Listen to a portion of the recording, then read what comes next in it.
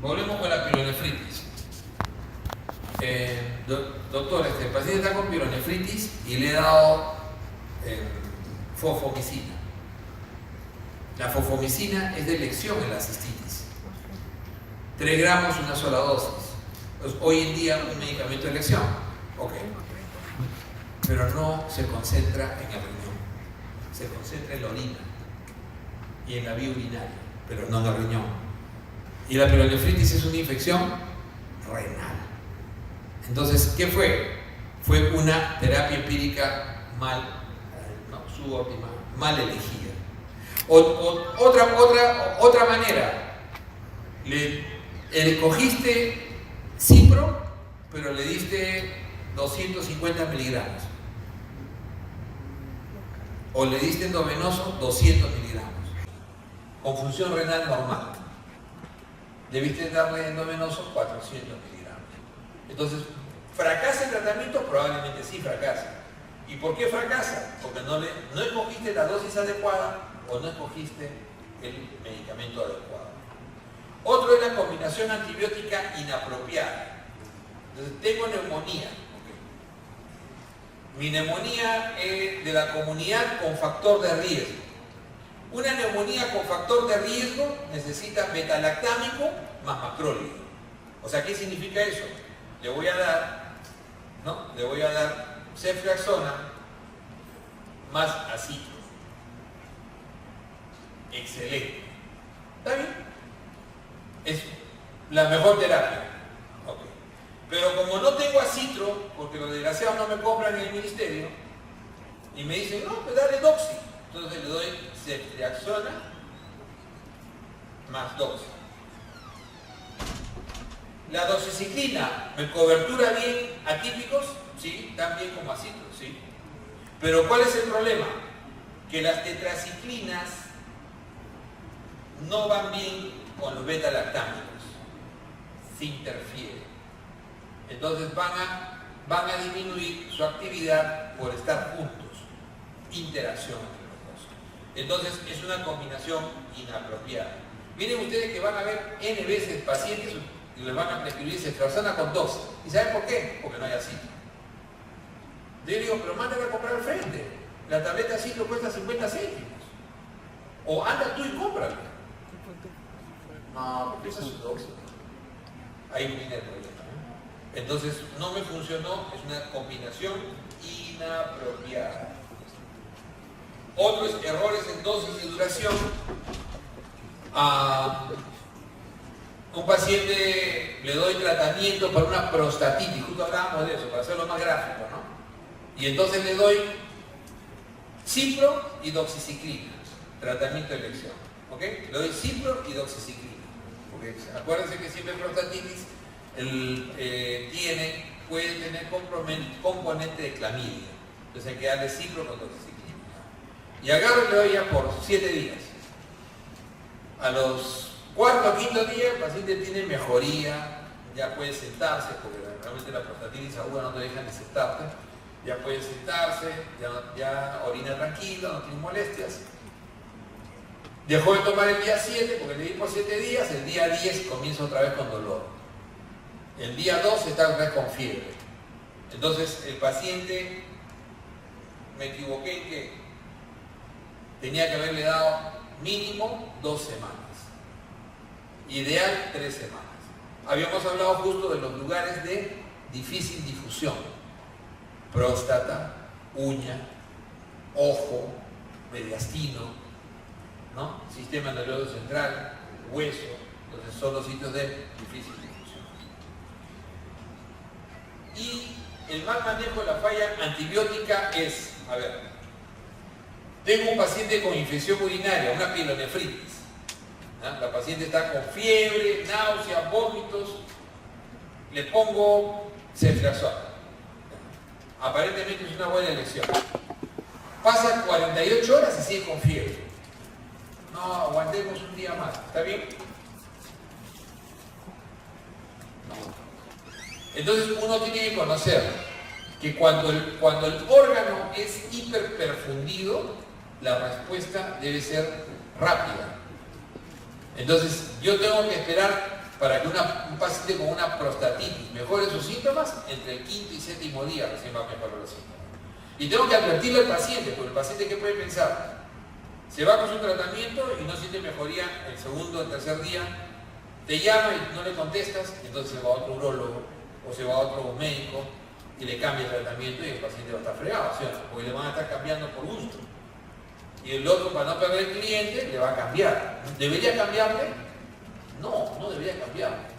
Si nuestro sistema fuera bueno, el tratamiento está registrado. Y si tú le cambias, miren cómo es en otros sitios, ¿eh? A mí me llega el reporte del cambio. Yo tengo que llamar al colega y le digo, ¿por qué le está cambiando? Si para una prostatitis tienes que esperar por lo menos 5 días para que bajen los síntomas. Porque es un órgano difícilmente perfundido, bajo perfusión. Pero ¿cuánto tengo que esperar para que cambien los síntomas en un riñón? Hiperperfundido, el órgano más perfundido del organismo. Tengo que esperar 24 horas, nada más. Esos son los conceptos que uno tiene que entender. Para que un paciente vea, para que ustedes vean cambios en la vía urinaria, es de un día para otro, 24 horas. En las 48 horas el paciente ya debería estar sin síntomas. Pero llego a las 48 horas, como le ponía el ejemplo, y el paciente está con fiebre, con náusea. Entonces, ¿ya hubo falla? Sí, ya hubo falla cerrada. Entonces, ¿cuándo puedo tomar la decisión de cambiar de antibiótico en la vía urinaria? Desde las 24 horas. En la vía respiratoria, desde las 48 horas. O sea, ya a las 48 horas un paciente con neumonía debería mejorar. Si no ha habido ninguna mejoría, debe cambiar el tratamiento. ¿Se dan cuenta? Entonces, eso es algo que uno tiene que tener en cuenta. Pero ¿cuánto tengo que esperar para ver una respuesta en un endocarditis? Una semana. ¿Se dan cuenta? Entonces, cada sitio tiene su tiempo y por eso que también demora el tiempo de... Ahora, el espectro, como decíamos, ¿no? ¿Qué cosa es el espectro? Es el rango de microorganismos. En los microorganismos tenemos algo fundamental. Miren algo que tengo acá. Cuando yo diga gram positivo o cuando yo diga gram negativo, siempre me voy a estar refiriendo en general a aerobios. Entonces, clásicamente cuando uno habla de gram positivos o gram negativos, uno está hablando fundamentalmente de aerobios. Porque cuando uno habla de anaerobios, no suele mencionar si son gram positivos o gram negativos. Y entonces los anaerobios vienen por acá, tranquilos. Anaerobios. Okay. Entonces el espectro, vamos a ver que es muy diferente. Un gram positivo generalmente es un coco, ¿no? Su forma es un coco, no suele ser bacilo, es raro que sea bacilo, por lo general es un coco. Y el gram positivo, ¿por qué es gram positivo? Porque tiene pared celular ancha, una pared celular que se pinta con la tinción de gram, porque el péptidoglucano es ancho. Entonces, ¿qué hace? Miren, todo es microbiología. ¿Qué hace una bacteria con una pared celular ancha? Con una gran pared celular es una bacteria que puede vivir a la intemperie y sobrevive, porque resiste las fuerzas osmóticas, resiste las fuerzas externas. Entonces, ¿dónde va a vivir generalmente un gram positivo? Expuesto, piel, vía respiratoria, clásico. ¿Se dan cuenta? Entonces, por eso que los gram positivos son las grandes infecciones de piel. En piel están, clásicamente. Entonces, tenemos dos grupos fundamentales, ¿no? Tenemos los estafilococos, ¿no? Los estafilos. De ellos tenemos el coagulasa positivo. ¿Cuál es el coagulasa positivo? Estafilococo aureus. Y tenemos los coagulasa negativos. El más conocido de todos, el estafilococo epidermidis. Generalmente los coagulasa negativos no producen infecciones. No suelen producir infecciones. Entonces los coagulasa negativos son los típicos contaminantes de piel. Son tus habitantes de piel. Te pasas la lengua ahorita, te llevaste unos cuantos millones de coagulasa negativos, ¿no es cierto? En cada lamidita a tu novio que lleva sus epidermidis de él. Así que están haciendo intercambio genético ahí, ¿no? Entonces, el ecoagulasa positivo, el clásico Staphylococcus aureus, es el gran patógeno. Es el gran patógeno y el asesino intrahospitalario típico. Y es la razón por la cual hoy en día tenemos sobrevida de 30 años más. ¿Sabían eso, no es cierto? Hoy en día el ser humano vive 30 años más de lo normal, porque el ser humano debería morir promedio 45 años. O sea, yo ya estoy viviendo 8 años de arresto, ¿no? Gracias a los antibióticos. La antibiótico terapia nos sumó 30 años de sobrevida al ser humano. Y fundamentalmente se hizo contra Staphylococcus aureus. Staphylococcus aureus fue el que mató más gente que cualquier bala, gas y lo que quieran en la Primera Guerra Mundial. Por eso se llama la Gran Guerra. En la Primera Guerra Mundial, la mayor parte de los muertos fueron por Staphylococcus aureus. Infecciones de piel y partes blancas. No había cómo salvar a esos pacientes.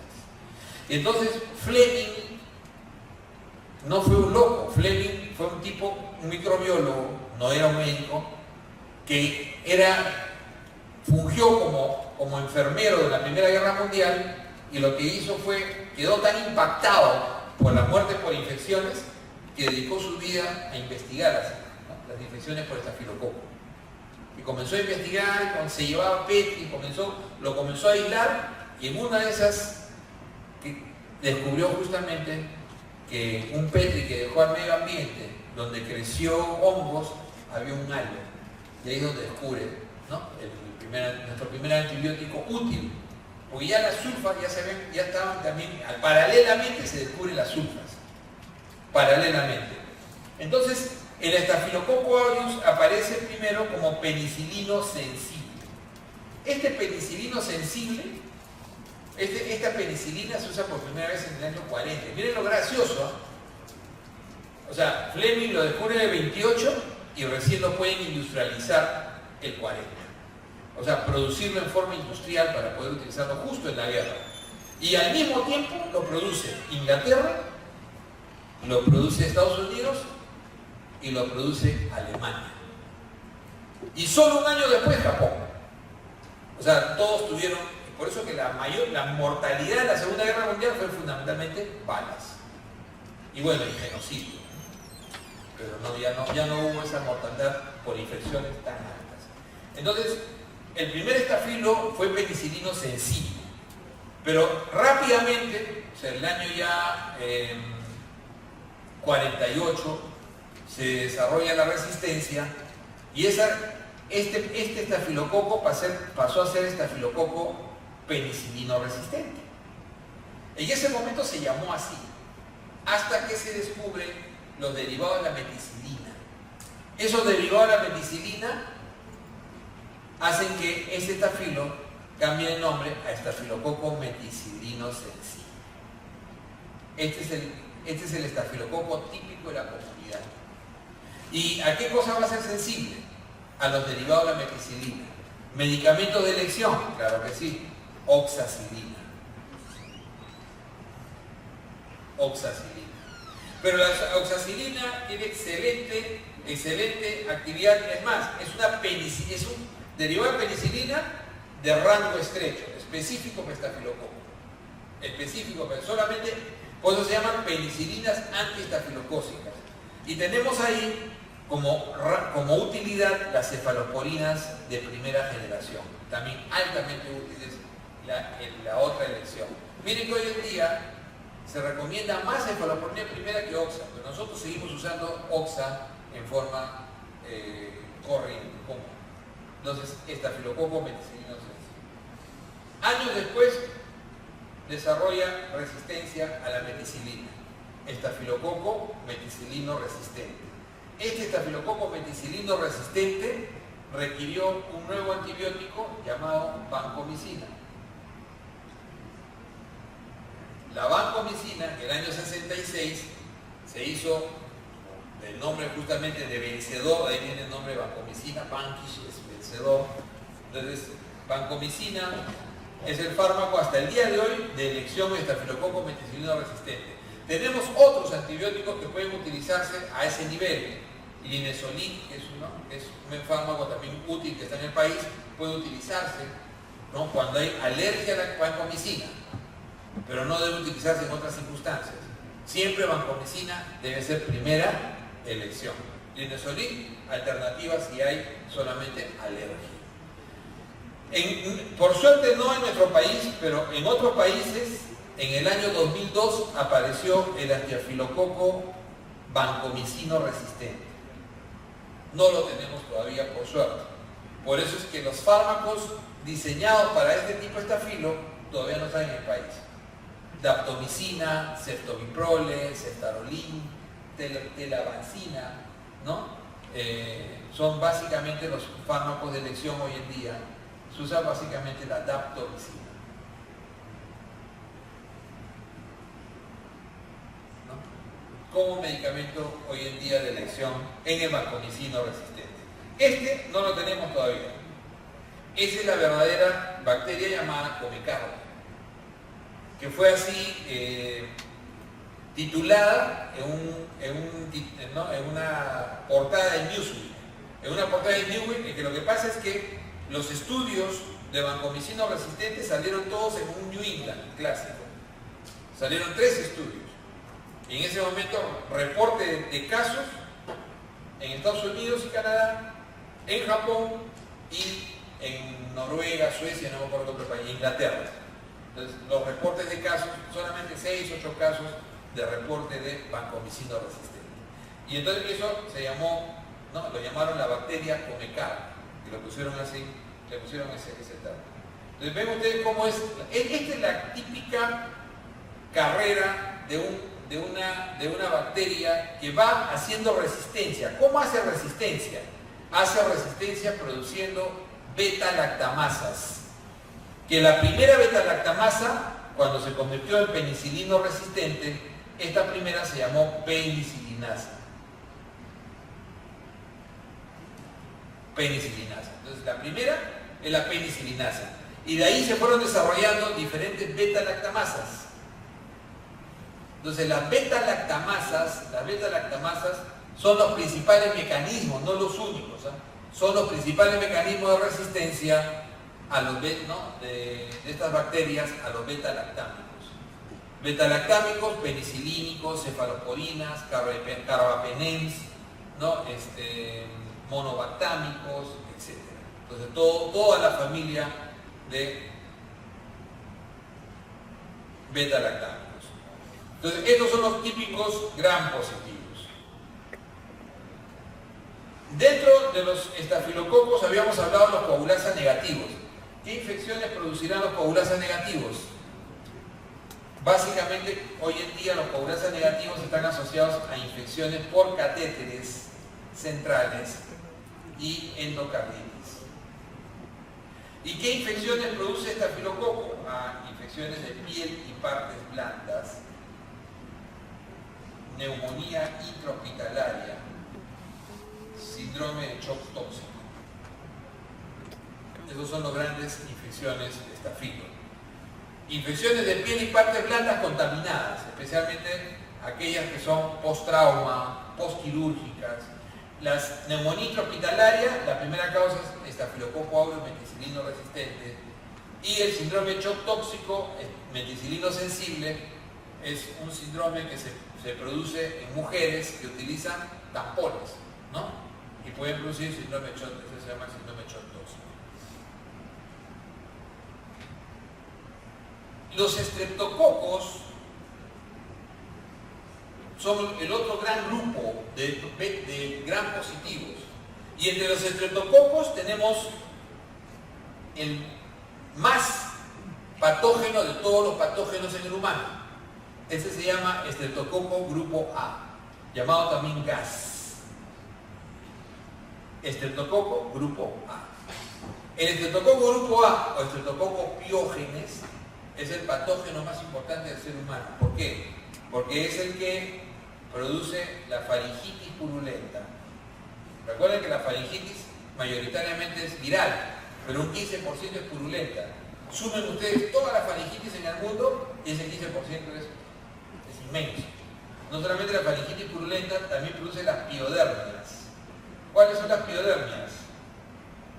Impétigo, ectima, principalmente impétigo en los niños. Ustedes han visto cuando los niños hacen, ¿no?, unas costras que parecen que fueran miel, ¿no?, en los pies, cuando se infectan, ¿no?, hacen como una especie de erupciones en la piel rojizas con secreción amarillenta.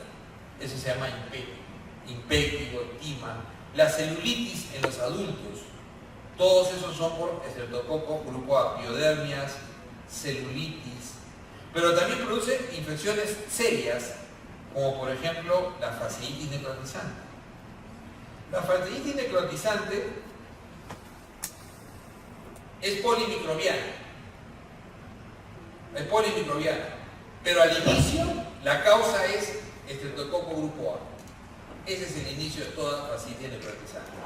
Y adicionalmente a eso, el estreptococo grupo A produce fiebre reumática, o sea, produce un síndrome autoinmune, fiebre reumática, y puede producir también glomerulonefritis postestreptocócica. ¿Se dan cuenta? Por eso es que se considera el gas el patógeno más frecuente en el ser humano, más importante. ¿Ok? Por incidencia, por tipo de infecciones e incluso por las consecuencias que puede dar de tipo autoinmunes. Y es que algo que se tiene que meter en la cabeza es que las infecciones no solamente producen el cuadro clínico infeccioso, puede complicar a un paciente produciendo respuesta hiperinmune. Y esa respuesta hiperinmune puede producir desde una glomerulonefritis, una fiebre reumática en estos dos, como puede producir también vasculitis, ¿no? Puede producir también vasculitis.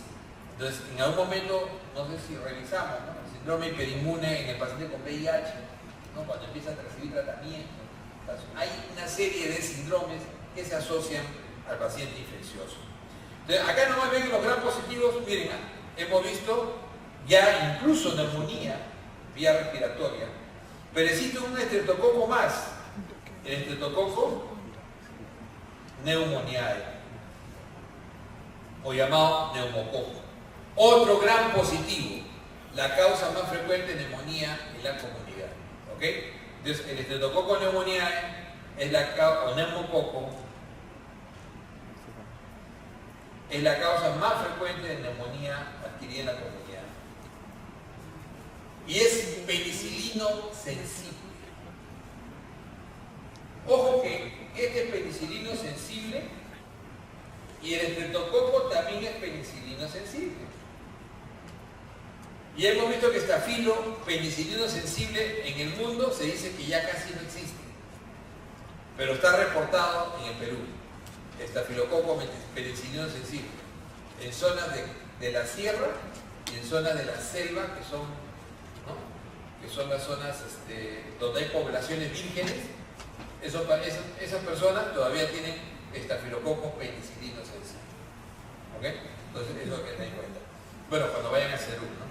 Pero en general el de la comunidad es meticilino sensible, y miren que el meticilino sensible va a ser sensible también a moxi, va a ser sensible a cefalosporina de primera, de segunda, de tercera.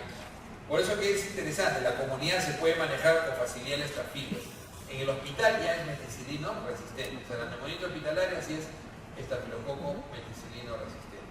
Pero acá el estreptococo es penicilino sensible y solo un porcentaje va a ser penicilino resistente.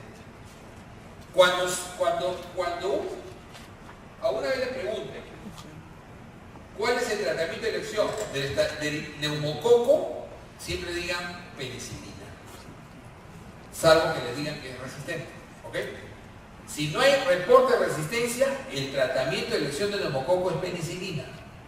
Entonces yo no tengo por qué darle ceftriaxona a una neumonía si me dicen lo que tiene neumococo. ¿Por qué le doy ceftriaxona a una neumonía si puede ser neumococo? A eso se llama tratamiento empírico. En el tratamiento empírico yo tengo que tratar por lo menos los dos primeros bacterias más frecuentes. O sea, las dos primeras bacterias más frecuentes en este caso serían neumococo y hemófilos. Y el hemófilo es un gran negativo, que se ríe la penicilina. Por eso es que tengo que usar ceftriaxona. La ceftriaxona me sigue cogiendo neumococo, pero me va a coger hemófilos. Entonces siempre la terapia empírica tiene que coberturar por lo menos los 2 primeros bacterias más frecuentes. Idealmente las primeras 3, pero por lo menos las 2 primeras. Entonces, en una terapia empírica yo no puedo dejar descubierta la segunda. Pero si la pregunta me dice, tratamiento de neumococo, paciente, ¿no?, diagnosticado con neumonía por neumococo, tratamiento de lesión, penicilina. Ah, no, pero es penicilino resistente. Ah, tratamiento de lesión, penicilino resistente, vancomicina. Directo pasa a banco, porque es gran positivo. No pasa por ceftriaxona, por carbapenem, por el estilo. Generalmente el escalamiento de los betalactámicos es para los gran negativos. Pero en el caso de gran positivo es resistencia a penicilina, salto mortal a vancomicina. Y ahí tenemos fundamentalmente los más característicos gran positivos. ¿Me estoy quedando corto? Sí, puede ser. Existe, por ejemplo, un intrahospitalario en gran positivo que se llaman los enterococos. Los enterococos, antiguamente llamados Streptococcus fecalis, hoy en día se llama Enterococcus fecalis y Enterococcus faecium. Estos enterococos, tanto el fecalis como el faecium, son muy resistentes y son infecciones intrahospitalarias frecuentes, especialmente en quirúrgicos abdominales. ¿Ok? Son generalmente, tiene que usarse generalmente vancomicina con ellos, incluso son vancomicino resistentes. Estos sí llegan a ser vancomicina. ¿Y cuál es la elección cuando son vancomicino resistentes? Linezolid. En realidad el linezolid en nuestro país, esta es su gran utilidad. La gran utilidad del linezolid en nuestro país es manejar enterococo vancomicino resistente. ¿Ok? Apunten eso, me preguntan. El enterococo vancomicino resistente, su elección es linezolid. O sea, no es la utilidad del linezolid manejar estafilo, para nada. Okay. Yo sé que a la gente de cuidados intensivos linezolid le paga los congresos. Y por eso ustedes van a ver que en algunas unidades de cuidados intensivos usan linezolid en lugar de vancomicina, lo cual es un error. ¿Y por qué es un error? ¿Ya? Ahorita vamos a ver, no, ahorita ya no. Bueno, cuando termine esta clase, la próxima clase me voy a quedar por acá ya, pero por acá lo retomo, no se preocupen, ahí lo retomo. Una de las cosas básicas que vamos a ver en la elección de antibióticos es el hecho de ser bactericida o bacteriostático. Y eso es importante. Y un bactericida, un bacteriostático y bactericida puede ser igual de efectivo si el paciente es inmunocompetente. Pero si el paciente tiene comprometida su inmunidad, no debe usar bacteriostáticos. Entonces, un concepto de sepsis que les tienen que enseñar es que el paciente séptico es un paciente anérgico, es un paciente con inmunosupresión. O sea, el paciente cuando hace sepsis rápidamente hace inmunosupresión. Llega hasta el estado de alergia, o sea, llega a estar prácticamente, ¿no?, sin respuesta inmune a otras bacterias. Y entonces pueden sobreinfectarse. Por eso que uno de los grandes problemas, una de las grandes controversias en sépticos hoy en día, ¿qué hacemos con el paciente séptico? Aíslalo. Aíslalo para que no se contagie, porque está inmunosuprimido. Y como no tiene buena respuesta, por eso es que se mueren los pacientes, porque en realidad el paciente requiere una respuesta también. Son pacientes que no deben utilizar nunca bacteriostáticos. Y ahí es donde fracasa el linezolid y fracasa tigecyclina. Después vamos a ver la próxima clase los nuevos antibióticos. Excelente tigecyclina, excelente linezolid, pero fracasan en cuidados intensivos. Esto que les estoy diciendo a la gente de cuidados intensivos no les gusta. pero esto está demostrado. O sea, hay sendos estudios que demuestran que el linezolid y tigecyclina fracasaron en cuidados intensivos, incrementando mortalidad por su uso. Entonces, eso es, pero lo que pasa es que el INE, van a ver ustedes, cuando roten por cuidados intensivos, especialmente en clínicas, que lo siguen utilizando porque, como les decía, pagan los congresos, ¿ok? Eso lamentablemente es así. Entonces, tenemos en los gram positivos, ahí no hay más.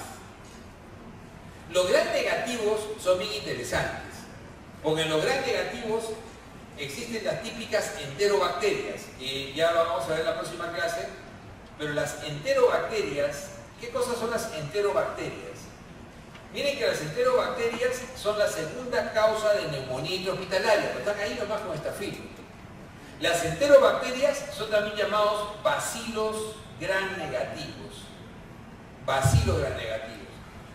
Acuérdense, Escherichia coli, infección urinaria, Klebsiella pneumoniae, neumonía intrahospitalaria, Proteus, Enterobacter, Citrobacter, Acinetobacter, Pseudomonas, Aeromonas, todos esos son enterobacterias. Pero dentro de las enterobacterias también existen bacilos, también existen otras bacterias gram negativas que no son comunes a estas infecciones por enterobacterias y que también pueden producir otros síndromes, salmonella, por ejemplo. Son gram negativos, pero no pertenecen específicamente a enterobacterias. Se los consideran en el grupo, pero son aparte porque producen lo que se llaman las fiebres entéricas, o otro capítulo de la infectología. Fiebres entéricas. ¿Cuáles son las fiebres entéricas? La más común, la más conocida, la tifoidea. De ahí sigue la paratífica y las diarreas por salmonella. ¿Se dan cuenta? Esas son las fiebres entéricas. La shigella, en cambio, produce síndrome disentérico. ¿Se dan cuenta? Sigue siendo gram negativo. Entonces, si yo veo gram negativos, es un mundo, sí es un mundo.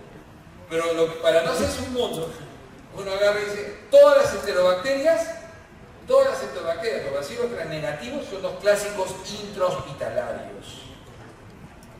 Son los clásicos intrahospitalarios, que me provocan neumonía intrahospitalaria y que me provocan adicionalmente eso, neumonía asociada a ventilación, Pseudomonas y Acinetobacter, y que me provocan gran resistencia, y además de eso también están generalmente inmersos en los cuadros abdominales, típicamente los cuadros abdominales, la sepsis abdominal, la peritonitis, siempre hay enterobacterias. Y de las enterobacterias, el más característico es la Escherichia coli. La Escherichia coli es la causa más frecuente de infección urinaria. ¿No es cierto? Es la causa más frecuente de infección urinaria. 90% de las infecciones urinarias en la comunidad son Escherichia coli. Y el 70% de las intrahospitalarias. Y solamente ya para cerrar, ya estamos sobre la hora, antes de entrar en enterobacterias tendríamos que ver un pequeñísimo grupo llamados cocobacilos, ¿no? Los cocobacilos, típico Haemophilus influenza. La Haemophilus influenza es una bacteria pleomórfica, así se llama, porque puede modificarse en sitio en el cultivo y puede aparecer como bacilo o puede aparecer como coco o como cocobacilo. Puede estar capsulado o no capsulado. ¿Se dan cuenta? Entonces, la Haemophilus influenza es un gran negativo de vía respiratoria. Típico de vía respiratoria. Y entonces es la segunda causa de neumonía típica de la comunidad. Es la segunda causa de neumonía típica. Generalmente asociada a qué tipo de paciente? Alcohólico, al paciente desnutrido y al paciente con EPOC. Esos son los que suelen hacer neumonía por Haemophilus. Este Haemophilus, como yo tengo que cuidar ese Haemophilus, cuando doy terapia empírica en una neumonía de la comunidad, es por eso que tengo que usar, no puedo usar penicilina de frente. Ya tengo que usar o amoxiclavulámico, un bioral, o uso ceftriaxona. ¿Ok? Ya tengo que usar o amoxiclavulámico, porque de esa manera cubro mi neumococo, pero también cubro mi Haemophilus. Acuérdense que la terapia empírica tiene que cubrir siempre por lo menos los 2 primeros batetes. Ok, chicos, ahí nos vamos a quedar hoy día. Hagamos, acá empezamos, no falta mucho. No falta mucho. Y de ahí ya lo que viene ya es típico, es técnico básicamente. ¿Ok? Es técnico porque ya es esto, con esto, y es más, menos filosofía y más campo. Entonces, Débora, lo fotocopian y nos tienen que entregar la próxima clase. Ok, gracias.